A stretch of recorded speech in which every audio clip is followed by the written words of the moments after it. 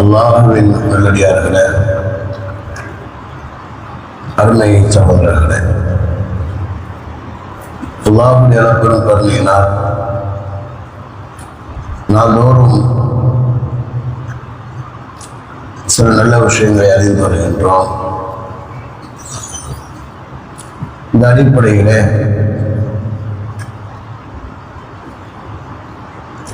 அல்லாமா இக்பால் அவர்கள்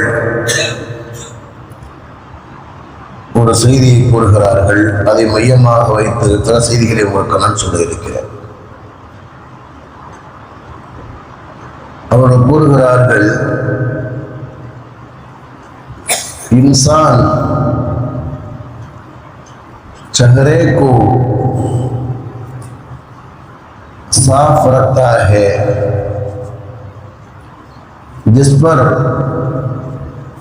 लोगों की नजर होती है. மனிதர்கள் தங்களுடைய முகத்தை தூய்மைப்படுத்துகிறார்கள், தூய்மையாக வைத்திருக்கிறார்கள். ஏனெனில் அதை மற்ற மக்கள் பார்க்கின்றார்கள் என்பதற்காக. मगर दिल को साफ नहीं रखता है जिस पर अल्लाह की नजर होती है. என்றாலும் அவர்கள் உள்ளத்தை தூய்மையாக வைத்திருப்பதில்லை. ஏனெனில் அதை அல்லாஹ் பார்த்து கொண்டிருக்கின்றான் என்பதாக கூறுகிறார்கள்.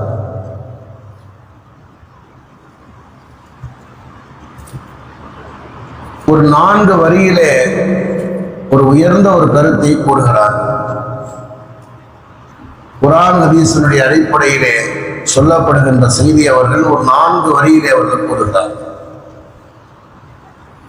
பொதுவாக மனிதர்கள் தன்னுடைய முகத்தை அழகுபடுத்துகிறார் என்று சொன்னால் வெளி தோற்றத்தை அழகுபடுத்துகிறார். வெளி தோற்றத்தை அழகுபடுத்துகிறார். அழகுபடுத்தலாமா என்று சொன்னால் படுத்தலாம், தவறல்ல. பெருமானார் ஸல்லல்லாஹு அலைஹி வஸல்லம் இடத்திலே ஒரு தோழர் வந்து கேட்டார், அல்லாஹ்வுடைய தூதரே, நாங்கள் அழகான ஆடைகளும் காலணிகளும் அணிவது பெருமையா என்பதாக கேட்டார். பெருமானார் ஸல்லல்லாஹு அலைஹி வஸல்லம் சொன்னார்கள், இன்னல்லாஹ ஜமீல் யுஹிப்புல் ஜமால். அல்லாஹ் தஆலா அழகான தோற்றத்தை விரும்புகிறார் என்பதாக சொன்னார்.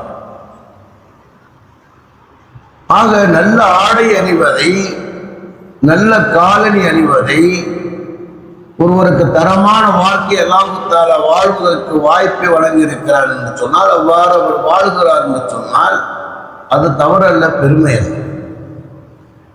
பெருமைக்கு பெருமானார் விளக்கம் சொன்னார்கள், கிபரு பதர் ஹக்கிவஹம்துன் நாஸ். பெருமை என்றால் மற்ற மக்களை இழிவாக தாழ்வாக கருதுவதும், மற்றவர்கள் சொல்லக்கூடிய நல்ல விஷயத்தை ஏற்றுக்கொள்ள மறுப்பதும் என்பதாக பெருமானார் சொன்னார். ஆக நல்ல ஆடை அணிவது, நல்ல காலணி அணிவது தவறல்ல. இன்னும் சொல்ல போனால் மார்க்கம் அதை வரவேற்கின்றது. பெருமானார் ஸல்லல்லாஹு அலைஹி வஸல்லம் ஒரு தோழர் வந்தார், ஒரு பழைய ஆடை அணிந்து கொண்டு வந்தார். பெருமானார் கேட்டார்கள், நல்ல ஆடை அணிவதற்கு உனக்கு வாய்ப்பு இருக்கிறதா என்பதாக கேட்டார். உண்டு என்பதாக சொன்னார். அப்படின்னா நல்ல ஆடை அணிந்துவான் என்று சொன்னால் அல்லாஹ் தஆலா தன்னுடைய அருள்கொடை தன்னுடைய அடியாரிடத்தில் வெளிப்படுவதை விரும்புகிறான் பெருமானார் ஸல்லல்லாஹு அலைஹி வஸல்லம் சொன்னார். அப்ப என்ன செய்யறதுன்னா, நல்ல ஆடை அணிவது, நல்ல ஒரு தரமான வாழ்க்கை வாழ்வது எல்லாம் மாற்ற தடை செய்யணும். சில பேர் பார்த்தீங்கன்னா சொந்த வீடு வாங்குறது கட்டுறதுக்கு வசதி இருந்தால் காலம் பூராமே வாடகை வீட்டிலே உட்காந்துருக்கான். அப்படி ஒரு நண்பரை வாழ்க்கையில பார்த்துருக்கேன். ஏங்க நீங்க நினைச்சீங்கன்னா ஒரு வீடு வாங்கலாம், ஏன் வாங்கலாம்? பொறாமப்படுவாங்கல்ல, அதுதான் வாங்காம. நீங்க என்ன செஞ்சாலும் ஏதாவது சொல்லதான் செய்வாங்க. அதுக்காக அடுத்தவருக்காக வேண்டி நாம் வாழ முடியாது. அடுத்தவருக்காக நம்ம வாழணும் அப்படின்னு கேட்டால் எதையுமே செய்ய முடியாது. அப்ப கண்ணீர் பொறாமைகள் இருக்கத்தான் செய்யும். அது ஓதுறதுக்கு தான் நம்ம இருக்கோம். அது ஓதுறது தான் குர்ஆனுடைய ஆயத்துகள் இருக்கு. ஓதி ஓதி ஊதிக்கிட்டு ரொம்ப போயிட்டே இருக்க வேண்டியதான். அவன் அதை நினைப்பானே, இவை நினைப்பானே, அப்படி நினைப்பானே கேட்டா ஒண்ணும் இல்லை. அப்படி என்ன செஞ்சாலும் சில பேர் குறை சொல்லுவாங்க. ஒரு அஜர்த்து ஒரு ஊர்ல சைக்கிளே ஓட்டுவார். ஞாபகம் இருக்கிற சைக்கிளே ஓட்டுவார். திடீர் டிவி ஸ்பீடி வாங்கிட்டார். ஓட்டுனவர் மறுபடியும் சைக்கிள் ஓட்ட ஆரம்பிச்சார் சேலத்தில். அப்போ அவர்கிட்ட ஒருத்தர் கேட்டார், அஜித்து கேட்டார், என்ன அஜித்து டிவி ஸ்பீடி ஓட்டியே ரொம்ப சந்தோஷமா இருந்துச்சு, இப்போ மறுபடியும் சைக்கிளே மறுபடியும் ஏப்பா கேட்குறேன்? டிவிஎஸ் ஃபிஃப்டி ஓட்டணும்னு கேட்காத பாவஞ்சிச்சு. அவ்வளோவே கேட்கலாம். என்ன அஜத்து டிவிஎஸ் ஃபிஃப்டி ஆகி அஜத்து வண்டி வாங்கிட்டேன். அதனால இப்போ எவனும் பாத்தியம் அதை கூட மாட்டேங்கிறான் அஜத்து. அதனால அதை வித்துட்டேன். இல்லைப்பா அது நான் போய் டிவி போட்டு வாங்கினேன், அது நம்மளால கட்ட முடியலன்னு சொல்லிட்டு வித்துட்டேன். இப்போ எல்லாரும் பாத்தியா கூப்பிடுறாங்க. இப்போ என்னன்னா இன்னைக்கு உலகத்துல அடுத்தவன் நல்லா இருக்கிறத வந்து எவனும் ஏத்துக்கிறது. நம்ம நல்லா இருக்கணும் அவ்வளவுதானே தவிர அடுத்தவர்களை வந்து எதுக்கு சொல்லுவாருன்னா, பெருமானார் கூறுகிறார்கள் இடத்துல நல்லா வாழ முடியும்னா வாழுன்னு சொல்றாங்க. வாஸ்தவம் தான். அப்படி வாழ்ந்தாலும் கூட கண்ணீர்களும் பொறாமையும் இருக்கத்தான் செய்யும். அது தவிர்க்க முடியாது. அதுக்காக நம்ம வாழாமலாம் இருக்க முடியாது. நான் தான் 16 வருஷம் டிவிஎஸ் ஓட்டினேன். இந்த வண்டி வாங்கணும், அந்த ஆக்டிவ் வாங்கணும். இத்தனை என்ன ஒரே வார்த்தையோட என் சொந்த காசை கொடுத்து நான் வாங்கினேன். இப்போ உலகத்தில் வந்து கண்ணீர் பொறாமை இருக்கத்தான் செய்யும். அதை தவிர்க்க முடியாது. அதுக்கான ஆயத்தில் ஒதுக்கி போக வேண்டியதான். அவரு பிக்கலிமாத்தில்லா இத்தாமாத்தி புள்ளிகா வெண்குள்ள சைத்தாலையும் பகாமத்தி வெண்குள்ள இல்லாம் காலையில் எந்திரிச்சு மேலே ஒதுக்கிட்டு போயிட்டே இருக்க வேண்டியதுதான். அதெல்லாம் நம்ம ஒன்றும் பண்ண முடியாது. இப்போ எதுக்கு சொல்ல வர அப்படின்னா, இந்த உலகத்திலே அழகான கூற்றத்தோடு வாழ்வதை மாற்றம் தடை செய்யவில்லை. ஏன்னா இந்த உலகத்தில சில நேரங்களில் நம்முடைய மதிப்பு மரியாதை என்பது நல்ல தோற்றத்துக்கு இருக்கின்றது. ஒரு புறத்துல பொறாமை இருந்தாலும் கூட நம்முடைய தோற்றத்துக்கு என்ன ஒரு மரியாதை என்பது இருக்கின்றது. ஒரு கல்யாணத்துக்கு போறோம், ஒரு நல்ல ட்ரெஸ்ஸை உடுத்திட்டு அதை நல்லா நீட்டா போறோம் அப்படிங்கிற அதுக்கான ஒரு மரியாதை இருக்கத்தானே செய்யும். உள்ளான செய்தியிலே வரலாறு வரும் இல்லையா? அவருக்கு ஒருத்தர் விருந்து சொன்னாரு, போனாரு, சாதாரண ஆடை அணிஞ்சுக்கிட்டு என்ன செய்யறாரு, போறாரு. அவர் என்ன செய்யறார், அந்த விருந்துக்கு அழைத்தவர் இவரை கண்டுகொள்ளவே இல்லை. பார்க்கிறாரு, இல்லை எல்லாத்தையும் வாங்குறாரு, நம்மளை வந்து கண்டுக்கிற மாட்டேங்கிறாரு. பார்த்தாரு, புரிஞ்சுக்கிட்டாரு. பக்கத்துல போனாரு, ஒரு கடையில வாடகைக்கு ட்ரெஸ்ஸை வாங்கினாரு, போட்டுட்டு உள்ள போனார். நல்லா ஷேர்வாணி போட்டுட்டு போறார். வாங்க வாங்க வாங்கன்னு கூப்பிட்டாரு. உள்ள போயிட்டார். உள்ள போனது பிறகு விழா முடிந்தது, திருமண விழா முடிந்தது, விருந்து வைக்கப்பட்டது. அந்த சாப்பாடு அள்ளி ட்ரெஸ்ஸுக்கு போட்டார். சாப்பிடும் மாதிரி என்ன செஞ்சாரு, ட்ரெஸ் அள்ளி அந்த ட்ரெஸ்ஸில் வந்து சாப்பாடை போடுறாரு. அக்கம் பக்கத்தில் உள்ளவா என்னங்க இப்படி பண்ண, என்ன இப்படி பண்ண தகவல் அந்த விருந்து நடத்தியவருக்கு தெரிஞ்சிச்சு. இப்போ அவர் கூப்பிட்டு கேட்டார். அவருடைய கேட்டார், என்னங்க உங்களுக்கு விளையாடுறதுக்கு இடம் இல்லையா? அவர் ஒரு விகட கவிதானே, விளையாடுறதுக்கு இடம் இல்லையா? இங்கே வந்துட்டு இந்த மாதிரி சொல்லுங்க, விளையாடவில்லை. உண்மைதான். நான் முதல்ல வந்து நின்ற போது என்னை கண்டும் காணாத மாதிரி இருந்தாய். ஏன் அப்படின்னா, அந்த நேரத்தில் நான் ஒரு பழைய ஆடை அணிந்திருந்தேன். என்னிடத்துல இருந்த ஒரு பழைய ஆடை அணிஞ்சிருந்தேன்.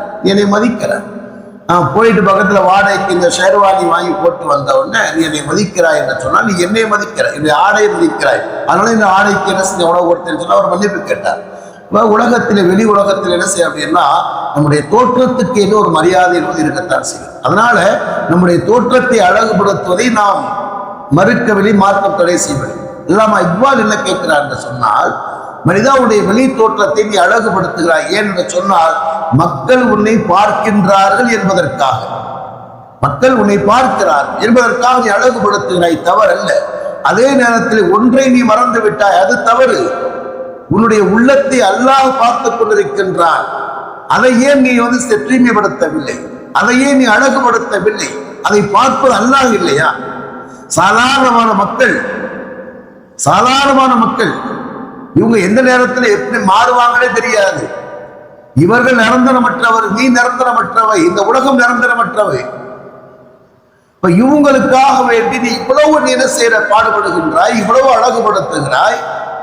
ஆனால் உடைய உள்ளத்தை அல்லாஹ் பார்த்து கொண்டே இருக்கின்றான்.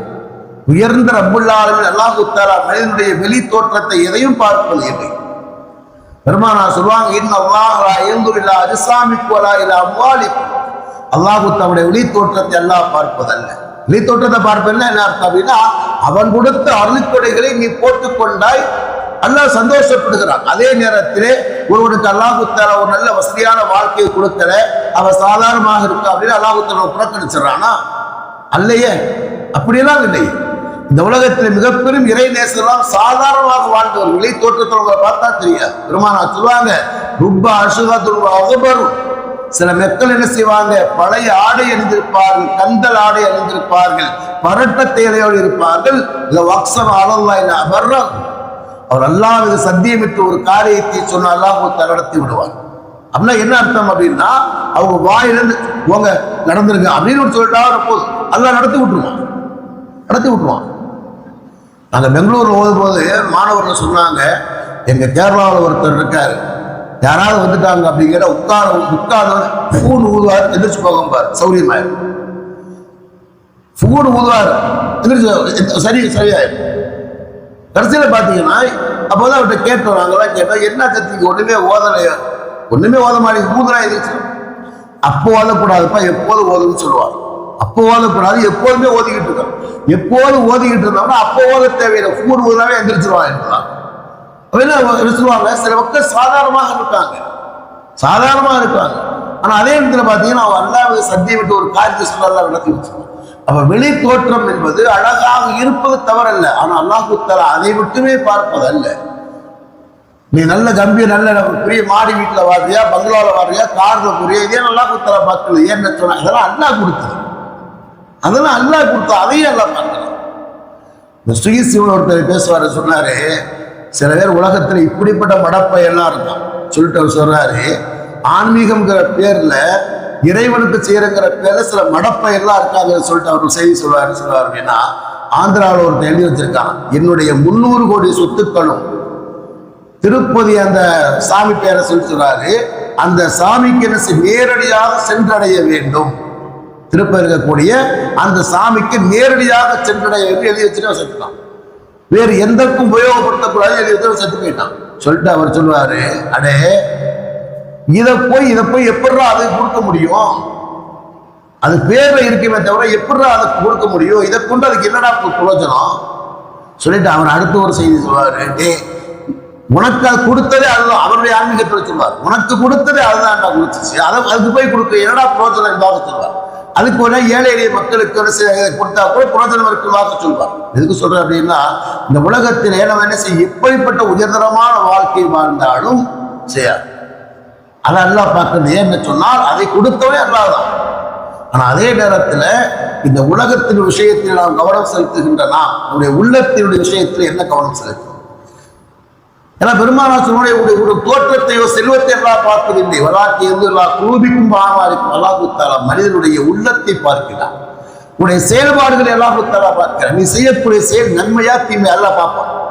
நீ பிறருக்கு நன்மை செய்கிறாயே தீமை செய்கிறாய், இறை வணக்கத்தை செய்கிறாய் இல்லையா, மக்களுக்கு நன்மை செய்கின்றாயா இல்லையா என்று உடைய செயல்பாடுகளை அல்லாஹ் தஆலா பார்த்துக் கொண்டிருக்கிறான்.